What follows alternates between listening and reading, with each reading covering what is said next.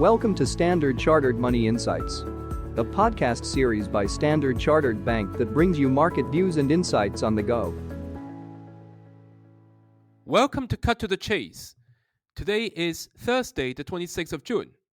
I'm Daniel Lam, your host for the podcast. I've gotten quite a bit of feedback about our last two podcasts on De-Dollarisation, so I've decided to do a third one, focusing upon more detailed investment implications.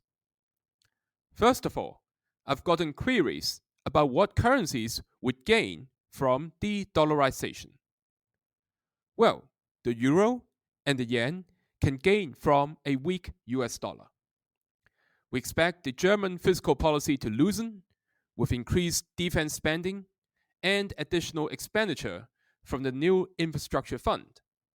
Now, Germany's cabinet has already approved a 46 billion euro package of tax breaks for companies to stimulate growth. We expect the euro dollar to be trading at 1.16 in 3 months and 1.17 in 12 months. In Japan, domestic investors hold most of the government debt, insulating the debt burden to some extent from global financial markets. This is in contrast to the US, where foreign investors hold a significant portion of government debt. Moreover, the inflation data in Japan has been firm. Thus, we see potential tightening from the BOJ, and we expect the dollar-yen to go to 140 in 12 months. Secondly, we spoke about the increasing trend to hedge US dollar by foreign investors, given greater risk premia priced into US assets. In late April, FX hedging by foreign investors in US equities stood at 23%, which was a multi-year low. Now, Canada, Australia, and New Zealand have the highest share of US equity holdings in their total foreign equities holdings that stand at 73% for Canada, 54% for Australia, and 53% for New Zealand.